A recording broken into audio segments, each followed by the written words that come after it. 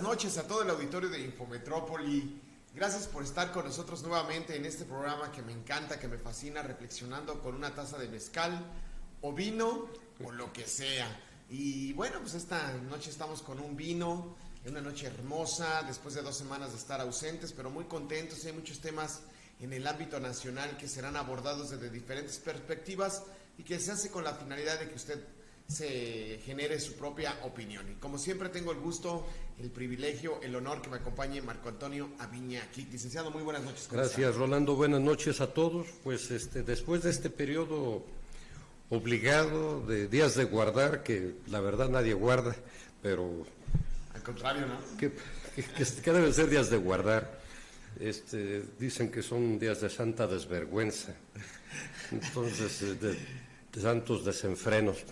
Me siento aludido con el comentario. Bueno, pues volvemos aquí a estar con ustedes, a compartir inquietudes. Yo con la voz ya un poquito mejor, pero igual traigo la garganta muy dañada. Quiero comentar algo rapidísimo. Nos habrá escuchado en los últimos 2, 3 programas Jorge Orozco, un amigo de la infancia, un muy buen amigo. Hacía más de 40 años no nos veíamos. Hoy finalmente el destino permitió, su tiempo, su agenda y mis actividades, que no son muchas, pero pudimos juntarnos, pasar un muy buen rato juntos. Me hizo favor de regalar esta botella para el programa y la encomienda Rolando dice, oye, pues destapa la botella. Claro que sí, a eso nos dedicamos. Caray, no tengo el gusto de conocerlo, pero es un verdadero halago que se hayan preocupado por tener algo que endulzarnos la garganta. Claro, sobre todo con un vino tan bello como el que nos estamos degustando, en honor a Jorge Orozco. Muchísimas gracias, no tengo el privilegio de conocerlo, pero me salpica y alcanzo esa irradiación de amistad que tiene con el licenciado Marco Antonio. No, pues una gran persona, desde niños que nos conocemos, nunca tuvimos una diferencia. Y hoy precisamente hacíamos ese tipo de remembranzas, recuperando un poco la memoria entre la palomilla que nos juntábamos, 10, 11 años, 14 años, y luego ya pues tomamos caminos distintos. Se dice que las verdaderas amistades son las que uno se genera desde la infancia o la adolescencia, que podrán pasar muchos años, podrán pasar muchos abriles, muchos ventarrones, muchas primaveras, pero siempre van a estar ahí. Y para muestra basta un botón. Quedó en el tiempo esa amistad que hoy se refrendó y quedamos amenazados para seguirnos viendo ya en los próximos meses vamos a estar en contacto. Bueno, espero ser invitado a alguna de esas reuniones y degustar de sus conversaciones. Mientras hubo periodos vacacionales, la actividad legislativa, la actividad que norma la vida pública de México fue muy intensa. El día 17 de abril hubo un debate, poco más de 12 horas duró el evento, la Cámara de Diputados, una fila interminable de oradores ahí hablándonos en favor, otros en contra, de las propuestas de reforma eléctrica del presidente Andrés Manuel López Obrador. Finalmente, Rolando, ya cuando sometieron a votación para decidir qué es lo que le convenía a México, los grupos de oposición, los partidos de oposición, de los que hay muchísima evidencia de que estuvieron muy asesorados y aparte muy maiceados para comprarle su opinión, su voto, bueno, pues, se manifestaron en contra. Y por cuestiones de matemáticas, la mayoría simple que la tiene el partido del Movimiento de Regeneración Nacional, Morena, pues no pasó. Es que era una reforma constitucional, ¿no? Sí. Se necesitan 3/4 partes del Congreso o de la Cámara de Diputados para que pueda hacerse la reforma constitucional. Recordemos que tenemos un modelo constitucional semirrígido que para hacer una reforma constitucional hay que decirlo. Yo soy maestro y les pregunto a mis estudiantes, ¿qué se necesita para reformar la Constitución? ¿Quién reforma la Constitución? Y todos me dicen, pues la Cámara de Diputados y la Cámara de Senado. No es cierto, no nada más. Se necesita una mayoría calificada en la Cámara de Diputados, más 17 congresos locales. Entonces, constitucionalmente, estamos bajo un sistema. ¿Para qué? Para que no cualquier bribón pueda cambiar la Constitución. Por eso tenemos un sistema de reforma constitucional semirrígido, en el cual se requiere una mayoría calificada, que son 3/4 partes de las dos cámaras, más 17 congresos locales. Me llamó mucho la atención lo que dijiste de cualquier bribón que no pueda cambiar la Constitución, y pudieron hacerlo. Bueno, durante las reformas del neoliberalismo, durante el Peñato, durante el Foximato, durante el Calderonato, durante el Salinato, se la pasaron haciendo reformas, contrarreformas, estuvieron legislando contra el interés colectivo, y a partir de 1982, no nada más Salinas, desde Miguel de la Madrid empieza un desbarajuste constitucional, empiezan a entregar la soberanía.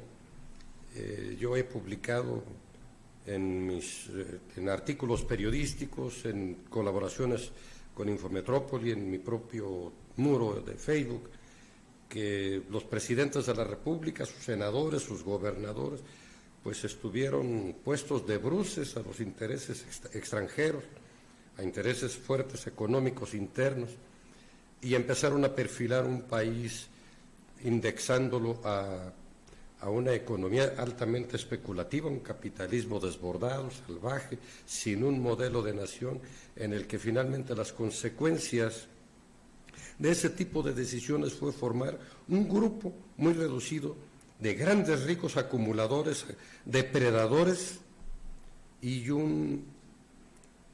millones de pobres a los que les fue arrebatada la oportunidad de hacer fortuna. Usted publicó algo muy interesante y que yo tengo por ahí, y algún día Dios, la vida y el universo me darán la oportunidad de publicar un libro, y en el cual es algo muy mío, muy de Rolando Flores. Y usted publicó algo que tiene que ver en esencia esa naturaleza que debe de tener nuestro país como objetivo o como meta de desarrollo. Usted decía, y siempre lo ha dicho, sí, al libre mercado, no al libre trinquete.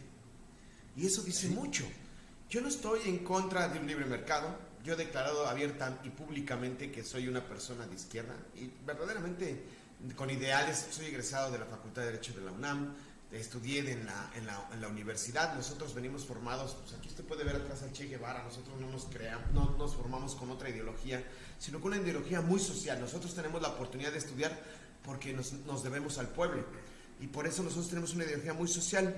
Y yo lo decía, y para mí es algo muy interesante. No estoy en contra del libre comercio o del capitalismo, siempre sí y solo sí sea en beneficio de las mayorías, porque en teoría económica política, la idea de Adam Smith es que es el padre del capitalismo, es que se genere el bienestar a través del comercio, pero que todos los miembros de las sociedades alcancen ese beneficio.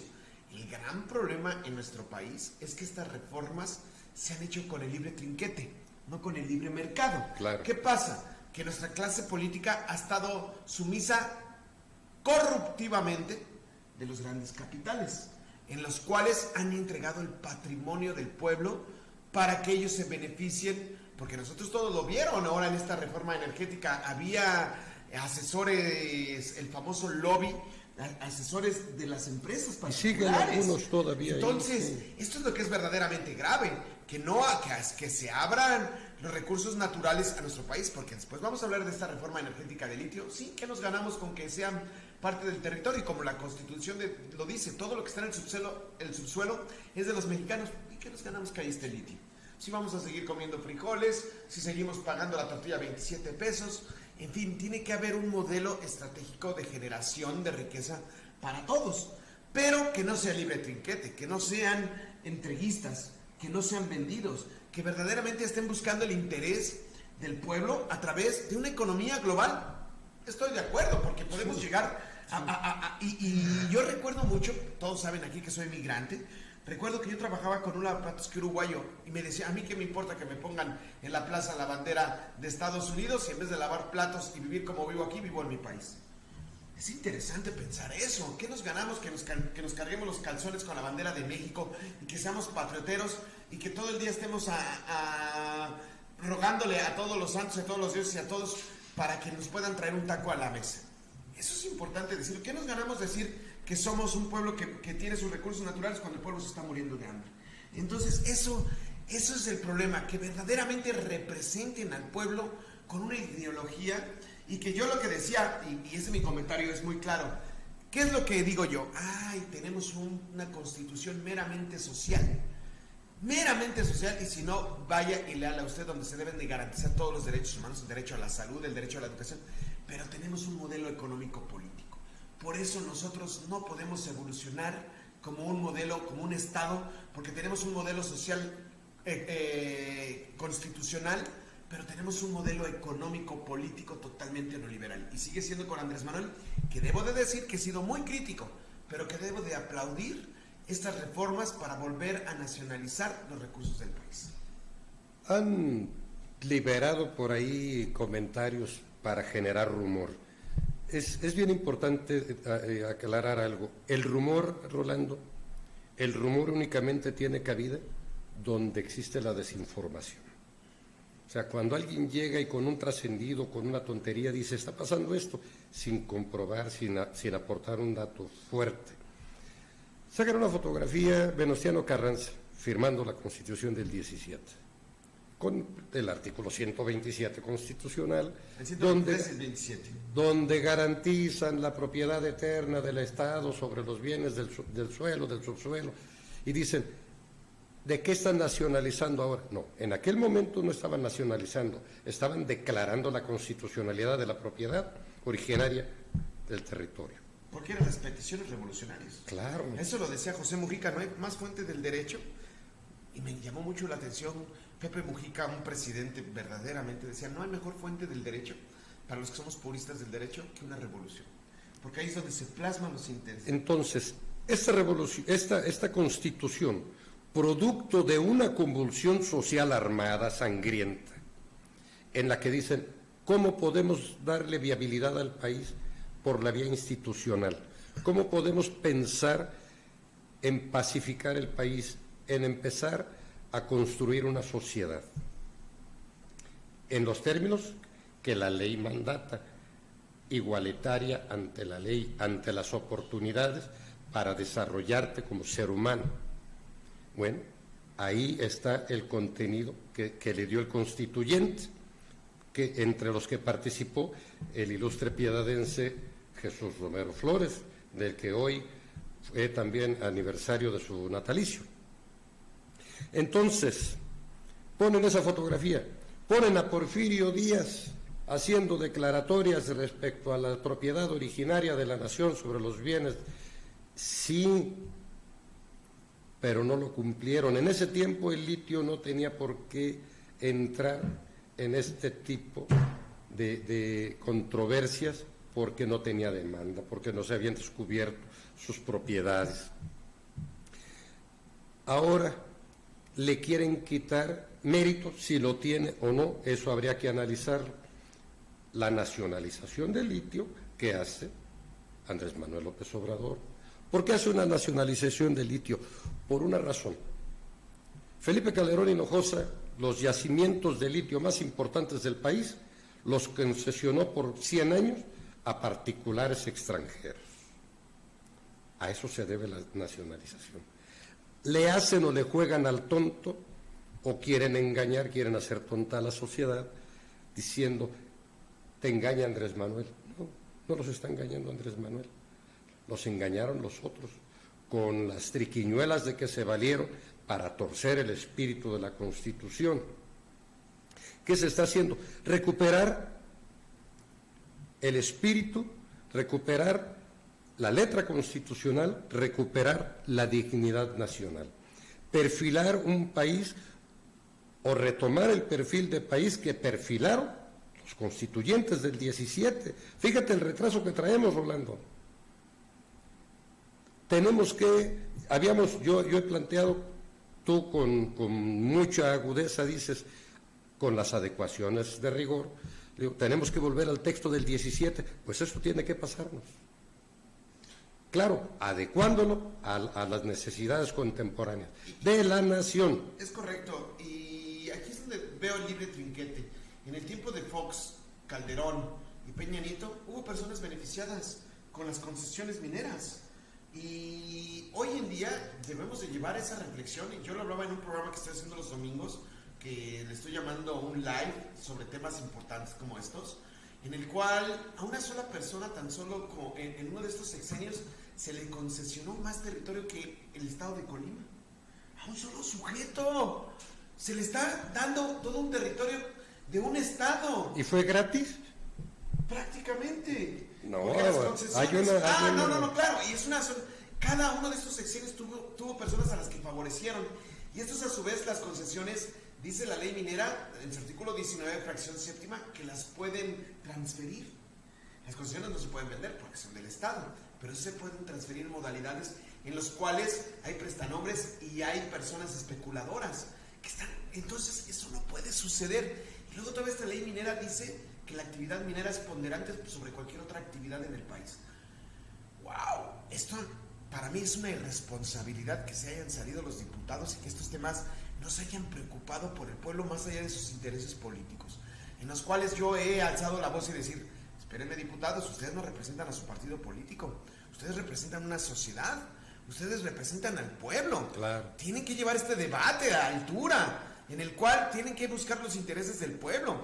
Y el litio, pues, mucha gente dice: ¿qué chingados es el litio? Bueno, nada más para ustedes decirles que la energía que se hace a través de recargas, como los celulares, los smartphones, como los carros, todos ocupan el litio para almacenar energía. Entonces, pues viene toda una industria, todo un desarrollo tecnológico a través del litio. Y entonces México es un país en el cual tiene litio de sobra, concesiones importantísimas, en los cuales dicen: espérame, pues todas las empresas, este sujeto que es el dueño de Tesla, bueno, dicen investigaciones periodísticas muy importantes, que él estuvo invirtiendo dinero para que se saboteara el gobierno de Evo Morales en Bolivia, porque también Bolivia es un productor eminente de litio. Entonces, lo que se está hablando, señores, parece que es cosa pequeña, pero esto tiene que ver con el desarrollo.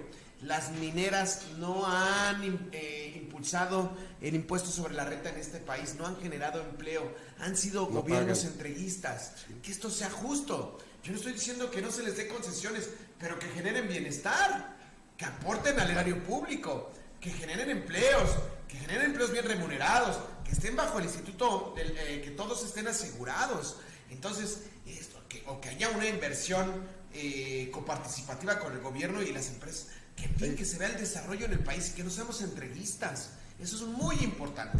Este debate que ahorita está muy en boga lo anticipó Jesús Lemus. México a cielo abierto hace una serie de denuncias sobre las mineras. Ya, pues bueno, le agregó una serie de amenazas más allá, a las que ya carga en su morral Jesús, ¿no? Él hizo un recorrido por todo el país, una serie de investigaciones, y estuvo denunciando minas, en qué condiciones laboran, cuáles son los criterios laborales, cuáles son los salarios, cuáles son las dimensiones que tienen, qué explotación, qué producción, qué le aportan a la sociedad. Entonces, no es un debate nuevo. Lamentablemente, incluso las autoridades que deben entrar en ese tema no han estado a la altura. Todos se lo dejan al presidente de la República. Entonces, muy a propósito, no pasó la reforma pues del presidente, hubo el debate, hubo la votación, acabaron con la propuesta, que de todas maneras queda pendiente para la próxima legislatura, pero hoy el presidente les aclaró, fue cuando les dijo: no quisieron, no, mañana les pongo el decreto nacionalizador del litio, lo dijo para el 18 de abril, pero hoy en la mañana les dice: no quisieron votar, a ver qué cuentas les rinden a los que les compraron el voto. Las empresas extranjeras están en condiciones de competir como quieran, pero Comisión Federal de Electricidad, en la propuesta iba que el Estado proveería 54% y los particulares 46%. Como no pasó, dice Comisión Federal puede dar el 90% de los servicios y los otros arréglenselas.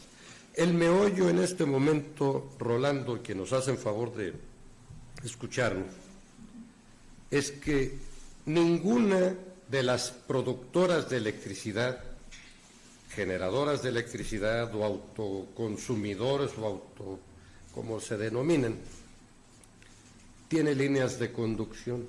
Todo lo pasan a través del cableado de Comisión Federal de Electricidad, lo pasaban sin pagar portabilidad. Entonces, no invirtieron en tender redes de transmisión, redes de distribución de electricidad, todo lo estaban cargando a través del pueblo mexicano, de la Comisión Federal. Es un saqueadero tremendo. ¿Por qué? Porque también tiene un costo. Hay que meter torres, postes, líneas de conducción y todo eso que está pagado, claro, está pagado. Me llamaba la atención, fíjense nada más, qué interesante. A mí me gustan los temas jurídicos, pues soy una de formación, y se interpuso una acción de inconstitucionalidad para analizar esta ley de la industria eléctrica, fíjense nada más que ustedes, en el cual se argumentaba que la CFE generaba el monopolio.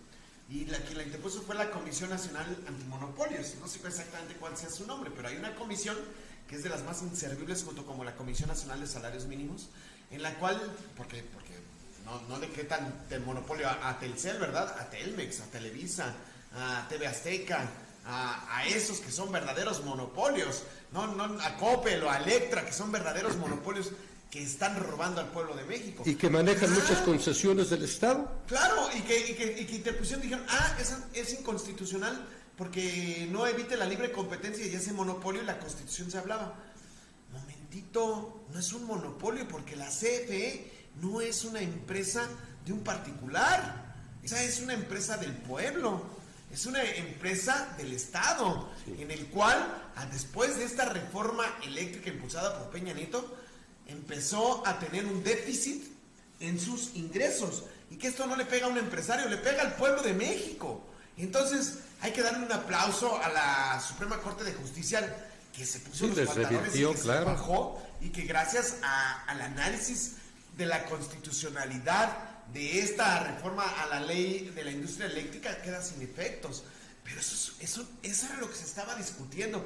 Pueblo de México, hay que abrir los ojos, hay que poder entender, y para esto y esta es la razón de ser de este programa, para tratar de trasladar a un lenguaje fluido y un poco coloquial, y puedan entender lo que se estaba hablando, porque nadie de la clase política trata de explicar, y a mí se me hace algo, bueno, creo que tienen poca capacidad, del partido que sea, para poder aterrizar estos temas y poder decirles a ustedes, esto es lo que se está hablando en el país. Esto depende de que sus hijos tengan una buena educación, de esto depende de que tengamos seguridad pública importante, de esto depende de que nosotros podamos tener grandes participaciones del Estado para lograr desarrollo en muchos temas, educación, salud, de esto depende, no es cosa pequeña, esas cosas importantes que logran el desarrollo de cualquier Estado.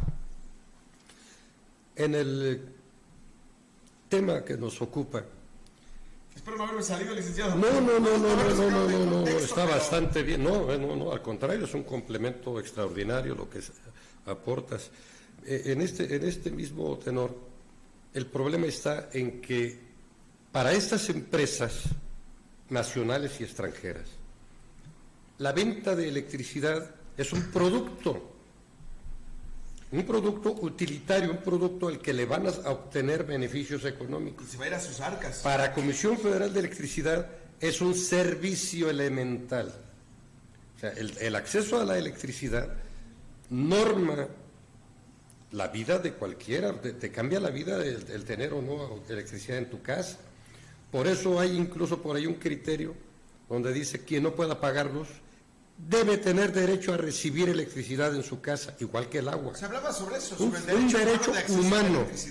Un derecho humano. No le puedes restringir, y esto va también para Zapas la Piedad, porque en una conversación con el ingeniero Jorge Rubio, me voy a salir un poquito de tema, le decía, no es posible que lleguen y le quiten medidores o dejen a gente mayor, gente en estado de vulnerabilidad total, los dejan sin agua. Es que la ley no lo contempla. Chingada ley, hay que modificarla y hay que ponerla al servicio de los seres humanos. No lo sé. No al servicio. Le comenté, le dije, estoy de acuerdo. entre medidores contadores y cobradores, hijo de la fregada, acaban con cualquiera. Yo creo que le faltó capacidad jurídica y le voy a decir dónde está. Porque no es una ley para tener, el derecho humano no es de tener agua, es el derecho humano de acceso al agua. Claro. Que el Estado te ponga todos los insumos todo lo que necesitas. agua. Pero no quiere decir que la tengas gratis, porque hay una generación de un gasto público que nadie lo va a Pero tener. mira, Rolando. Yo les voy a decir en lo que estoy en contra. Yo estoy en contra porque la Constitución dice en el artículo 32, fracción cuarta, si no me recuerdo, o al revés, 34, fracción segunda, que dice que todos los impuestos deben de ser acordes a los ingresos. Entonces, cuando Zapas estipula una tarifa, la está poniendo de manera genérica y no particular. Y en todo el país es lo mismo. Sí. Entonces, no es acorde a la Constitución. Yo no puedo pagar los... Es como cuando el impuesto sobre productos especiales, el IEPS. Pero discúlpame, pero no es lo mismo que yo pague el IEPS a que lo pague Bimbo. Bimbo tiene un super mega ingreso. Al mío es y paga menos que tú. Y ponga usted que paguemos... Y paga menos que tú. Ponga usted que paguemos el litro de gasolina 21 pesos. No es proporcional a sus ingresos a los míos.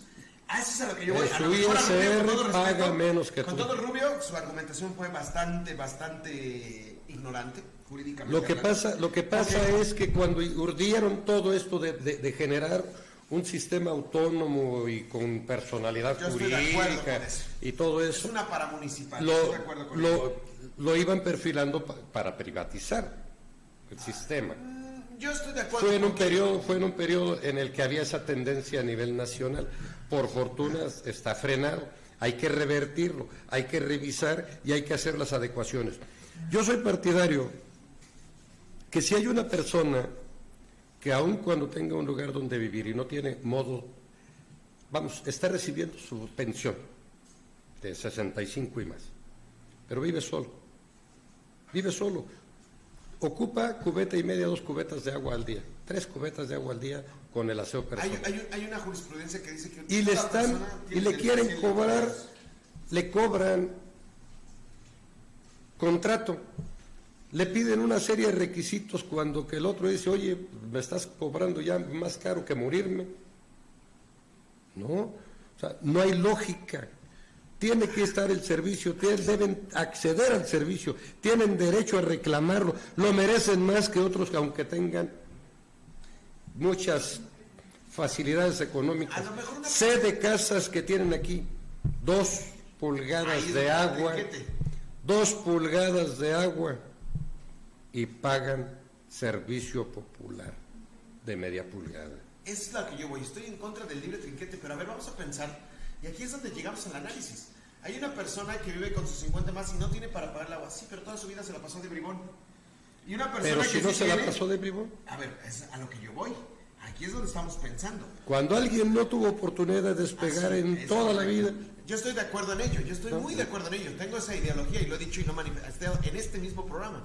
Pero también tenemos que pensar en esas cosas. No puede ser gratuito. Porque se genera un gasto. No puedes decir, oye, yo estudié toda mi vida y trabajé toda mi vida y me entregué 40 años, pero este señor se la pasó toda su vida echando trago en la esquina y él tiene gratis y yo pago. No se me hace justo tampoco. De boca de Salinas salió. O sea, hay videos, existen varios videos de Carlos Salinas, donde él declara, presume, privatizamos minas, bancos, aviones, todo ese tipo de cosas. Sí, es verdad, tienes razón. Saludos, Jesús Francisco Licea, ya se conectó. Daniel González, saludos a Trini, también está viendo el programa. Bueno, le seguimos por ahí, o hoy les revolvió la gallera el presidente. Tuvo una reunión con diputados que sí aprobaron la propuesta de reforma legal a la legislación eléctrica.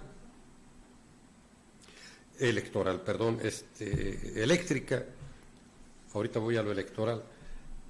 Se reunió con los poco más de los 300 diputados de Morena y soltó una jiribilla fuerte donde dice, verdad, que tenemos un muy buen secretario de Gobernación. Entonces se armó una grilla tremenda ahí en el salón en el que estaban reunidos, porque pues ya son tiempos de ir haciendo perfiles o futurismo político. Ya viene el momento de la sucesión presidencial, considerando que los más mencionados, los más posicionados, no importa el orden en que lo mencione yo, Marcelo Ebrard, Claudia Sheinbaum, Marcelo Ebrard, le agregó el ingrediente del secretario de Gobernación, Adán López, y lo hizo en un contexto en el que manda una reforma, una propuesta de reforma muy ambiciosa, de esas que va a volver a levantar ámpula, va a incendiar otra vez el debate político.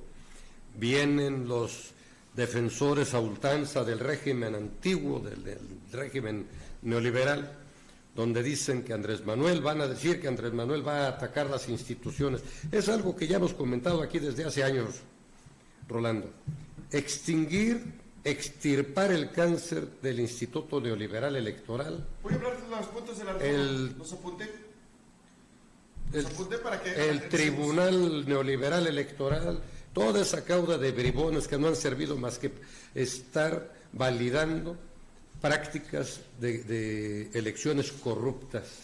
Bueno, le voy a hablar de esta reforma electoral que ya se había anticipado días atrás, algunas semanas atrás, y que es muy importante, y en el cual yo voy a expresar mi opinión sobre algunas a favor, sobre algunas en contra, y que, bueno, aquí hay que decirlo, cuál es esta reforma, cuáles son los puntos que contiene esta reforma electoral. Recordemos que la democracia es la base de un Estado, de una república. No puede existir una república sin una democracia, y un sistema electoral es la base de la democracia. Entonces, es fundamental, es importantísima que los ciudadanos podamos tener un sistema electoral confiable para fortalecer nuestra democracia y a su vez una república. Entonces, se eliminan los diputados plurinominales. 200. Ay, no lo sé.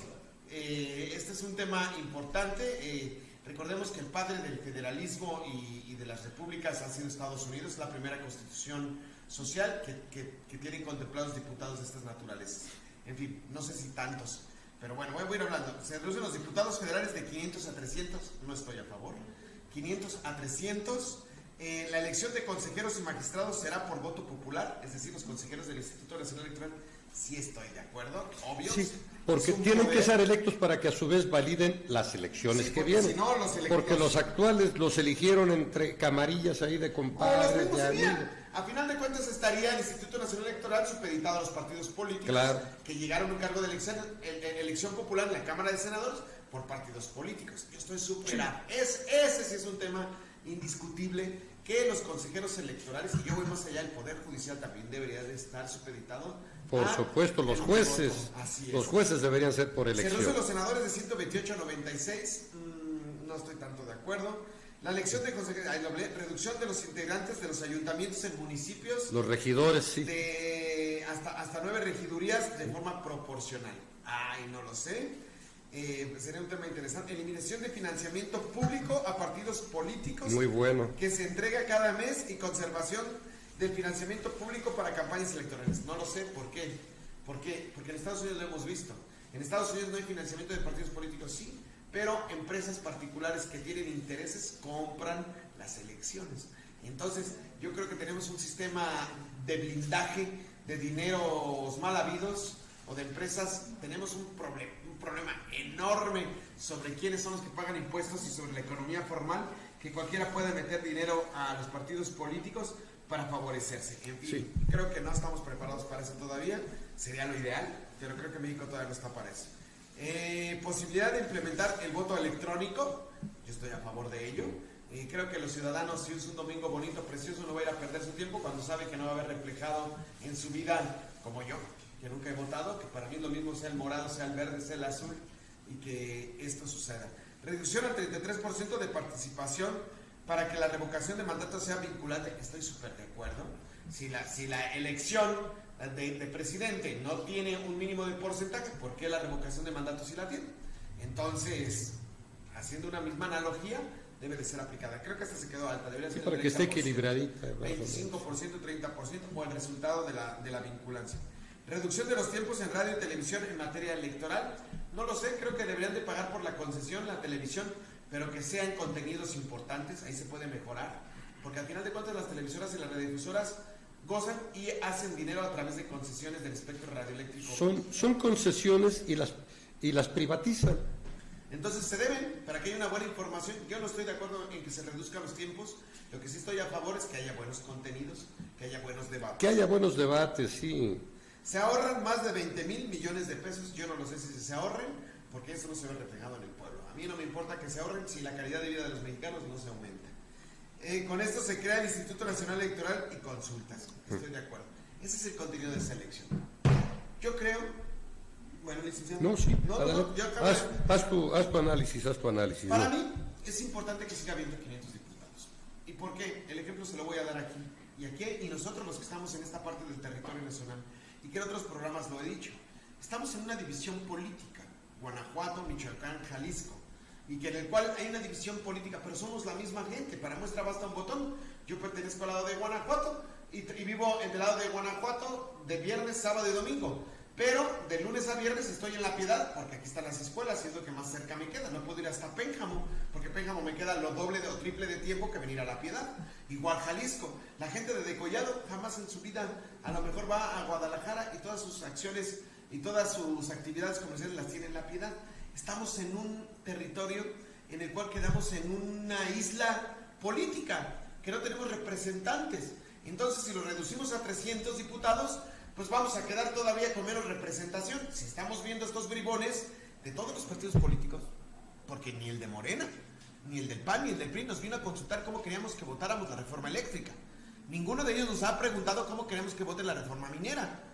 Entonces, estamos con una falta de representación. Si tenemos 500 diputados y lo reducimos a 300, pues todavía se pierde la esencia de la representación de la democracia. Ya no quiero hablar participativa, que estoy pidiendo mucho, por lo menos representativa. Entonces esto elimina poder llegar a una democracia representativa, menos a una democracia participativa.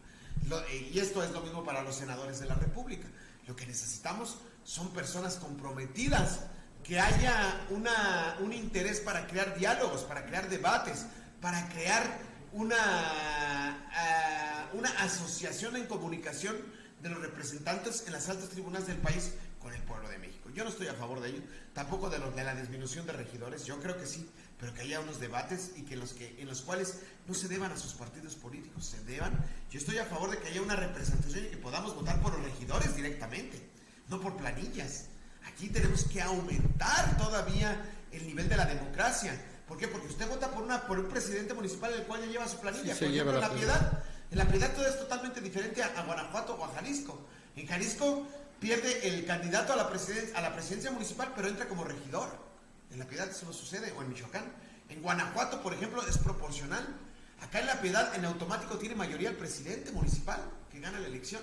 Entonces, fíjense cómo cada estado, dentro de su soberanía, tiene su modelo electoral para favorecerse. Yo estoy en contra totalmente de esto, y en el cual creo que falta representación. Les llaman candados para asegurar sus proyectos, su viabilidad. Yo les llamo cadenas.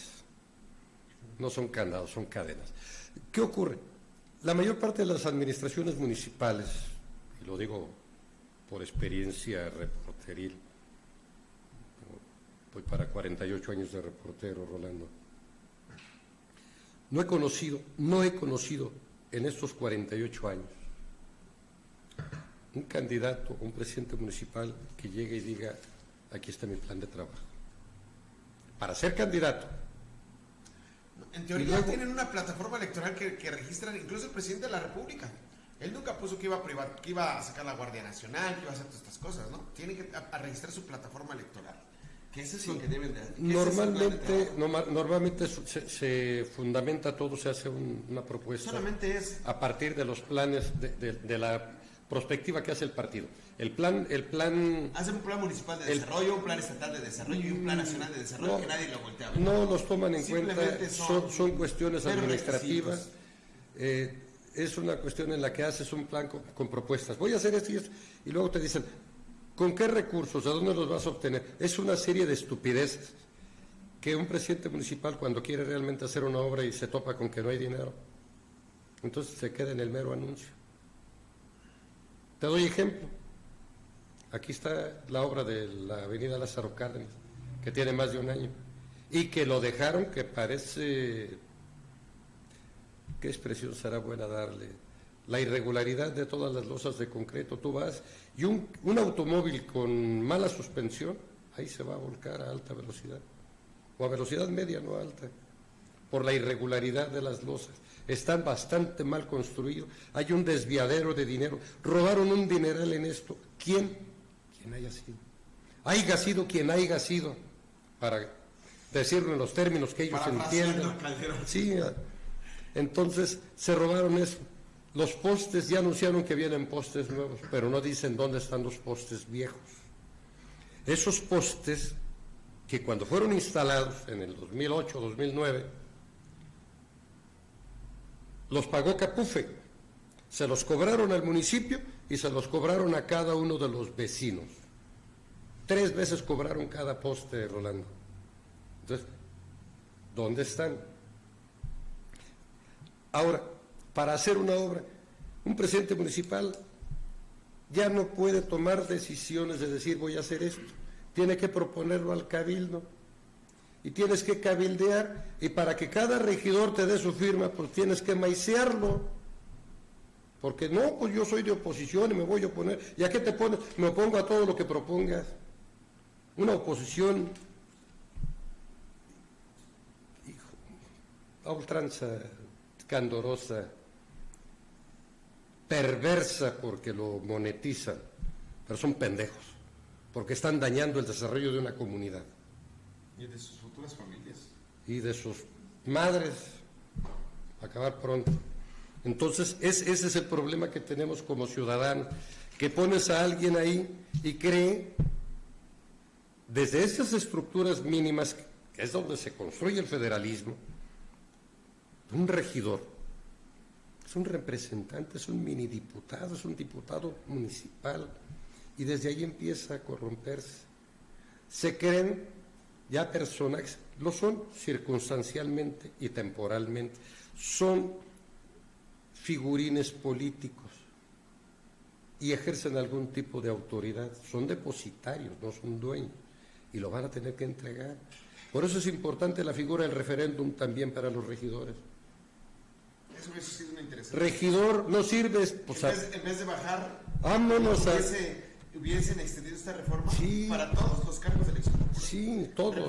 Para todos los cargos de elección. Debe haber un perfil. ¿Cuál es el perfil? No es cuántas vacunas antirrábicas tienes, cuántas credenciales académicas, no. Es cuánta aptitud para servirle a la comunidad tienes, cuánto sentido común. Eso es lo más importante. ¿Por qué? Porque entre más subas al cargo, más humilde debes ser. Porque un día lo vas a entregar y te vas a topar con todos, a los que según tú serviste. Hay que recordarles en cada programa, demos gratis el poder del pueblo. Tenemos entonces el derecho de nombrar a uno igual que nosotros para que ejerza el imperio, es decir, el poder. Yo no conozco quién es el diputado federal que supuestamente me representa ante el Congreso de la Unión. Me permití escribirle que su voto en contra de del cambio constitucional, la reforma que propuso el presidente, me llena de coraje, me llena de vergüenza. Y digo que deja de ser útil para todo propósito nacional. ¿Por qué? Lo hago en el uso primeramente de mi derecho de opinión, en mi reclamo ciudadano. Y el diputado no tiene ningún derecho de fallarle a la comunidad. Tiene todo el derecho de ir y argumentar. No sé si el diputado Zamora haya subido a debate, creo que no. No sé si tenga cualidades de oratoria, ni me importa. Ya finalmente veo que no sirvió para nada. El reclamo es, tienes todo el derecho de ir y pelearte, de mentarte la madre con Gerardo Fernández Noroña, de ridiculizar a Gerardo Fernández Noroña, si puedes. A lo que no tienes derecho es a votar en contra del país. Son representantes de la patria, son representantes del desarrollo comunitario, y van y votan sin calzones y en reversa, van y votan vendiendo el sentido de su expresión, todos los diputados que votaron contra esta reforma, del PRI, del PRD, del PAN, del Movimiento Ciudadano, son traidores a la patria. Están muy molestos, están demandando a los que les dicen traidores. Aunque demanden, no va a haber tribunal, Rolando, y lo sabes. Cuando se impone la mayoría, los jueces no van a poder callar al pueblo. Es más fácil correr jueces y correr diputados traidores que dar marcha atrás en las convicciones. Entonces, hay una traición profunda al sentido de la ley, al espíritu de la ley, a las necesidades de la patria, para recuperar la soberanía, carajo, la más elemental dignidad. Y no lo permitieron una caterva de sinvergüenzas maiciados por empresas nacionales y extranjeras. No es posible que a un diputado tenga que ser asesorado por un extranjero con una maletita para decirle, toma, vota sí, vota no, auséntate. Creo que tiene mucho que explicar. Bueno, vamos a pasar a otro tema muy interesante y que hoy se conmemora el natalicio de J. Jesús Romero Flores. Vamos a hablar de personajes con dignidad. Vamos a hablar de personas que se enarbolan, porque hay que decirlo que todos estos diputados, yo no creo que alguien del pueblo los haya apoyado. Yo no vi que nadie de ellos se manifestara. Yo no vi absolutamente nadie aplaudiéndole su reforma, votar en contra. Eso nos lleva a mucha reflexión. ¿Quién de ellos, quién estuvo victoriado, o estuvo aplaudido, o estuvo respaldado por sus distritos, por los pobladores de su distrito por haber votado con esta intención? Es para que usted lo reflexione, y este programa así se llama, Reflexionando. Entonces, esto nos lleva a colación nombrar a alguien del calado de la importancia de J. Jesús Romero Flores, que fue uno de los 219 constituyentes de la Constitución de la 1917, y que Fernando Tejeda tiene un libro muy interesante que se llama El último centinela de la Constitución, y que tuve el honor que en la conmemoración del 100 aniversario de la Constitución de 1917, di el discurso sobre el constitucionalismo afuera de su casa de J. Jesús Romero Flores, y que usted, licenciado, tuvo la fortuna, y creo que para mí poder recibir la primera voz de alguien que convivió con J. Jesús Romero Flores, y que a mí me hubiese encantado, porque me declaro un constitucionalista totalmente, más allá de ser de derecha o de izquierda, soy un constitucionalista, y que usted tuvo la fortuna de haber convivido con él, y que pudo haber recibido muchas anécdotas, muchas vivencias, muchos pensamientos de un personaje del calado, de un revolucionario, de J. Jesús Romero Flores. Bueno, hoy en Infometrópoli, pues manejé un poquito ahí en la mañana que hablamos, que me dijiste, oye, pues escribe algo. Dejé un par, fueron tres en realidad, tres recuerdos, tres memorias muy pequeñas, dos referentes al propio don Jesús Romero Flores, en la que en el 1974 mi padre le plantea que sea presidente de La Piedad.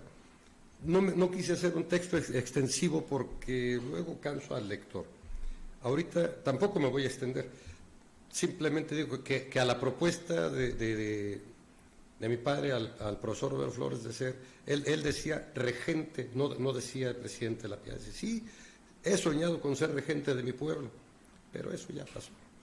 La verdad es que él no quería bajarse del pedestal de ser el último constituyente. Entonces decía, de ser constituyente, me bajo a ser presidente. Y le decía a mi papá, decía, maestro, es que usted le va a hablar al presidente de la República directamente. A usted no le va a negar nada a un presidente de la República, un gobernador. Usted va a llegar y va a decir, oye, mi pueblo necesita esto. Délo por hecho, lo que les pida. Y le daba el ejemplo. ¿Cuál fue el ejemplo?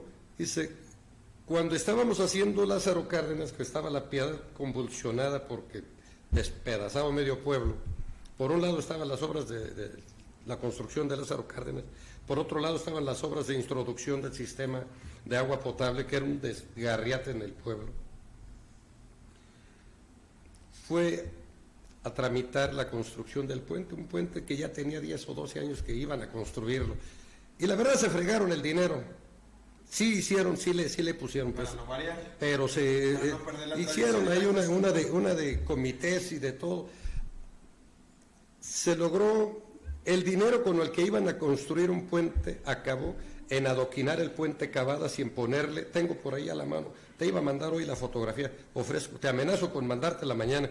Por favor. A los lados del puente Cavadas, mucha gente recordará que hubo unas almenas, unos macetones, para evitar paso de vehículos, de vehículos de motor, pues ya de carros, de camiones. Eso, para eso alcanzó. Le pusieron una cama de arena, adoquinaron y le pusieron unos macetones a los lados. Y ahí se acabó el cuento con el que iban a construir el puente Morelos. El puente Morelos fue el presidente de La Piedad a la presidencia de la República, a la dirección de obras, se entrevista con el licenciado Luis Enrique Bracamontes, que era el titular, y le lleva fotografías y todo. Entonces, no salieron bien las cosas, no se entendieron, no hubo química, porque el presidente fue muy imprudente, lo tenían haciendo antesala, y se le metió al privado, al director de obras de la Presidencia de la República, le expone la situación, le recibe el funcionario, le recibe el expediente, el archivo con todo, lo escucha, y le dice, bueno, voy a tomar más o menos el ejemplo. Toma el documento y en su escritorio tenía un altero, Luis Enrique Bracamontes, un altero de medio metro ahí de peticiones. Lo pone mero encima y le dice al presidente de La Piedad, salen las de abajo. ¿Cuándo le iba a tocar a La Piedad que le hicieran un puente? Podía terminar todo el periodo de Luis Echeverría, que era el presidente de la República. Saliendo de ahí, lo narro porque yo estuve, por eso lo narro. Y esto se lo platicó mi padre, pues ahí al profesor Romero Flores. Fuimos a la casa del general Lázaro Cárdenas, Andes 605, Las Lomas de Chapultepec, a buscar al ingeniero, a la sazón senador de la República. No, era subsecretario forestal y de la fauna. No estaba el ingeniero y ya ahí el doctor Aviña les dice, oiga, ¿no estará doña Amalia para saludarla? Dicen, sí. Sale doña Amalia, se saludan, doña Amalia conoció muy bien a mi padre. Esta anécdota usted me la ha platicado y quiero que quede grabada para la posteridad. Esto es lo que me va a dar. Sale doña Amalia, saluda a mi padre, ella sabía, estimó a mi padre porque fueron muy amigos con el general Lázaro Cárdenas. Lázaro Cárdenas había muerto en octubre del 70, estamos hablando del 72, y platican, ya entre otras cosas, ya el doctor le dice, no, pues buscaba a Cuauhtémoc para esto, le platicó la situación del puente, la entrevista con Luis Enrique Bracamontes, el desaguisado, que no se entendieron, y doña Amalia ofrece interceder. Le dice, oye, ¿me permites que le llame al licenciado Bracamontes y le platique sobre lo que me consta de los problemas en La Piedad? Pues háblele. Le pidió a un asistente que marcara a la Presidencia de la República, a la Dirección de Obras. No habían transferido bien la llamada cuando doña Amalia toma el auricular y se queda a esperar. Y ella se identifica con quien le toma la llamada. Oiga, comuníqueme por favor, ¿quién habla? Soy la señora María Solórzano. No, rapidito. Toma la llamada Luis Enrique Bracamontes, se deshacen en elogios, en saludos, en atenciones, y la señora Amalia le dice, oiga, licenciado, la llamada es para esto. ¿Está conmigo el presidente de La Piedad? Preocupado por esto. Él fue muy amigo con el general, y trae una serie de obras así y así y así. Me dice que usted se mostró muy interesado en lo que le expuso. Lo contrario de lo que había dicho el doctor. Se habían peleado prácticamente, viejo hijo de tantas, y pues viejo usted, y bueno, de ahí ya se advirtieron cosas. Luis Enrique Bracamontes le dice a doña Amalia, palabras más, palabras menos, y se traemos unos grupos de constructoras haciendo bordos en Puruándiro para evitar desbordamientos, viene tiempo de lluvias, quién sabe qué tanto. Dice, pero dígale al presidente de La Piedad que en 2 semanas lo van a visitar. Y entonces, aquí lo tengo, le comento, sí, Él está muy complacido con usted, le queda muy agradecido, todo lo contrario a lo que el doctor le había dicho. Cuelga, le dice al presidente, vete, en 2 semanas me confirmas que tienes gente que fue a visitarte y a preguntar qué pasa. Efectivamente, Rolando, a las 2 semanas llegó un grupo de ingenieros, entran a la presidencia municipal, no sabían ni por dónde llegar porque era muy complicado pues el tránsito. Y dice, oiga, pues el presidente ya ahí anda adentro. ¿Qué quieren, un puente? Pues el presidente salió, caminaron por la calle Morelos, llegan a donde está y les dice, pues aquí tiene que ser un puente. Y el puente, las dimensiones que iba a tener era del ancho de la misma calle Morelos, un callejoncito. Entonces, jalaron lo más que se pudo y tumbaron a los lados, en el lado de la Piedad tumbaron a los lados para hacer las entradas que ahora tiene. Habían dejado por ahí unos triángulos que finalmente alguien modificó, pero originalmente lo ampliaron como está. No le han modificado nada al puente a sus dimensiones. Y en el lado de Santana había problema porque el dueño de los terrenos en Santana por nada ni vendía ni dejaba que hicieran nada. Por alguna razón, en amistad también y favores con el presidente de la Piedad, regaló el terreno. Y en atención a eso, les dice el doctor, pues túmbenle lo menos que se pueda. Eso explica por qué el puente Morelos en Santana hace curva. En lugar de salir todo derecho, dejan una curva para respetarle al dueño la disposición que tuvo de regalar terreno y permitir. De otra manera, el puente se iba a montar sobre la rampa del puente Cavadas. Esta anécdota yo creo que prácticamente nadie la conoce y que es vital y que bueno, debe de ser. Lo que pasa es que hay muchas gentes que se adjudican la construcción y que porque lo hicimos nosotros. Rolando, en La Piedad tenemos una cultura que si alguien regala un peso, manda a poner su nombre en letras de oro, aunque no lo haya dado, aunque lo haya tomado de otro lado. Pero les encanta a muchas gentes figurar como benefactores, que no lo son, porque alguien que ha hecho fortuna en La Piedad, le debe a La Piedad no le debe nada. Entonces no le está diciendo ningún beneficio. El hecho que le devuelva algo de lo que ha recibido simplemente habla de que es una persona con dignidad para devolverle al pueblo con un poquito de vergüenza lo que le ha sacado. Entonces le platicó eso a Romero Flores y le decía, usted no va a tener que navegar con todo esto, maestro. Usted con la mano en la cintura llega con una propuesta, le dice directamente al presidente de la República, oye, ocupo esto. Y el presidente se lo va a conceder. Romero Flores no lo vio así, él de verdad, él quiso mucho su curul, el recuerdo que dejó, e hizo bien. Él se mantuvo en una postura de que fue un representante en un momento crucial para el país, en la construcción de un texto constitucional que lo tiene en la historia. Tú lo dijiste hace rato, independientemente de qué bando haya tomado, él era parte de ese constituyente, de ese grupo de legisladores. La segunda ocasión, bueno, en eso Romero Flores hizo un reconocimiento al doctor en un restaurante que aquí fue muy famoso, el restaurante La Carreta, frente a la secundaria Reyes.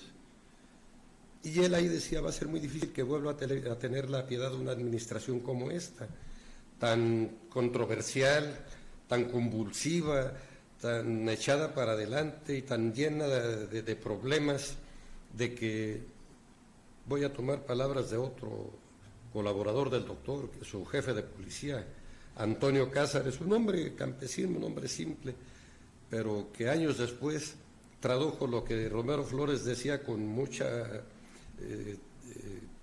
elegancia. El otro lo tradujo de una manera muy campirana, donde dijo, doctor, qué chulo el tiempo con usted. Y el doctor le decía, ¿por qué, Toño? Todo se hizo, dice, pues por eso, todo se hizo a huevo. Entonces, el Boulevard, 3 balaceras a la casa familiar, no querían el sistema municipal de agua potable, no querían el Parque Morelos, no querían que porque iba a profanar el Camposanto, que no querían, ahí está el Panteón, no han tenido ni siquiera la visión los presidentes municipales desde entonces hasta el actual, de darle un panteón nuevo a La Piedad. Ese panteón debió cerrar, le dieron una vida útil máxima de 30 años, debió cerrar en el 2003, ya lo hemos platicado ampliamente esto, y la segunda ocasión que se le ofreció a Romero Flores fue en agosto de 1976, sí, 2 años después, que volviera él a ser, no que volviera a ser, sino que buscara ser candidato a la presidencia de La Piedad. Igual, no quiso, lo rechazó. Publiqué por ahí una fotografía donde después de la entrevista con Romero Flores se fueron a comer mariscos ahí en la Merced y se trajeron el recuerdo de la plática con el constituyente. Años después, en el 85, 86, vino, le hicieron un homenaje, corresponde a esa, una fotografía que publiqué también ahí, donde estamos, con el maestro Romero Flores. Y en esa fotografía es cuando en el homenaje a él se acerca a mi padre, lo abraza y le dice, hombre maestro, ojalá llegue a los 100 años. Y Romero Flores, anda, ¿tú por qué me limitas? Entonces, cierro el texto diciendo, murió a los 102 años. O sea, no se limitó a los 100 que le deseaban, se brincó poquito más. Son anécdotas. El hombre era un monumento viviente. He tenido la fortuna, la vida me ha dado esa oportunidad, la cuna que traigo, de hablar con gente muy valiosa, con gente muy significativa para la vida de los últimos años de México. Conocí al general Lázaro Cárdenas, conocí a doña Amalia y a otros grandes personajes. Ahora, bueno, pues, de los últimos tiempos, pues a Cuauhtémoc Cárdenas, a Porfirio Muñoz Ledo, a Gerardo Fernández Noroña, a Ricardo Monreal. Soy un hombre afortunado en eso, soy un hombre que ha vivido mucho, Rolando. Ya esto ya es una entrevista, ya es un confesionario. Ya, bueno, pues después lo vamos a hacer de esa manera, este programa. Finalmente mañana usted va a ser, por toda esta trayectoria que usted ha hablado, alguien muy importante para La Piedad. Presentará un libro mañana y el cual ha tenido a bien nombrarlo como introductor a este libro mañana en la Casa de la Cultura de La Piedad. Platíquenos un poco, por favor. Don Luis Rizo es un hombre de empresa, un hombre brillante en muchos aspectos. Como persona es un humanista y es un hombre que tiene una cultura amplia, que yo presumo de ser amigo de toda su familia, pero a pesar de la diferencia, bueno, no es tanta, me lleva algunos años, pero me ha regalado muchos artículos que se publicaron en Etcétera, muchas horas de conversación, y me hizo el favor de invitarme para mañana que haga lectura de un pasaje de un libro que va a presentar. El libro se llama Creo que no lo sabes. Es un anecdotario.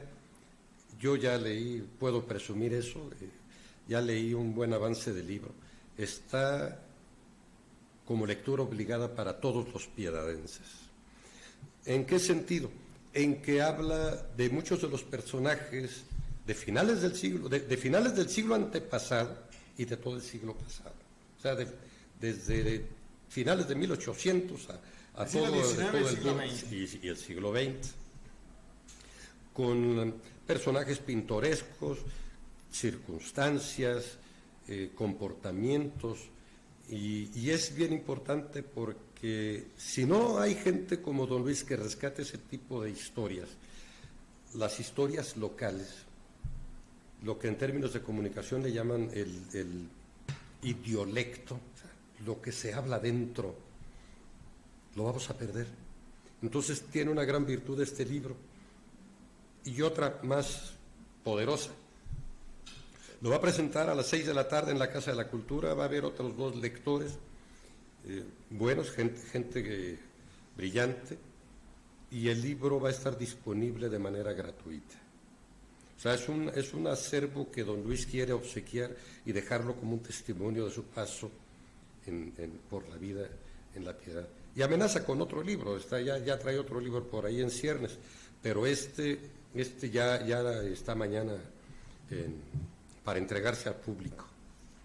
Bueno, pues... Entonces a las 6 de la tarde, no Casa de la Cultura, por favor, invitación abierta. Ya está La amenaza y el preludio de que es un excelente libro, así es Buenísimo, que no deje de tenerlo. buenísimo.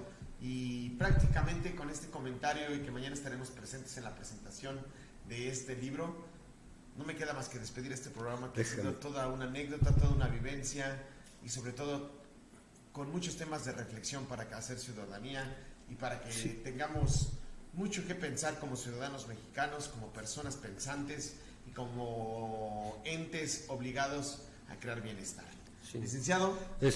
Gerardo Chaván dice que si pudiéramos comentar que están pidiendo en rentas toda la documentación de los que quienes ya pagaron láminas al gobierno de Michoacán, que ya se entregó todo ese documento, se pagó y que vuelven a pedir que la gente compruebe con todos los documentos para que les entreguen las láminas. Cristian Eduardo dice que concuerda contigo, Rolando, en cuanto a la elección de los regidores. Viven del pueblo, traicionan al pueblo, no tienen cara, gran frase de Noroña. Y luego ya supongo que lo dice Cristian por lo que estuve comentando ahorita del profesor Romero Flores, qué gran anécdota. Bueno, Rolando, eso es, estamos con todos. Muchas gracias por compartir con nosotros, por aguantarnos, por soportarnos. No queda más que agradecer. Gracias al licenciado Marco Antonio Viñaquín por compartir parte de sus vivencias en 48 años en el periodismo. Para mí es un honor, un privilegio y por eso siempre lo presento de esta manera. Eso es de las vivencias y dicen que hacer periodismo es ver pasar la historia en primera fila y usted aquí lo está viviendo. Muchísimas gracias, no queda más que agradecerles por haber estado con nosotros en Reflexionando con una taza de café, mezcal, vino o lo que sea. Buenas noches. Descanse, buenas noches.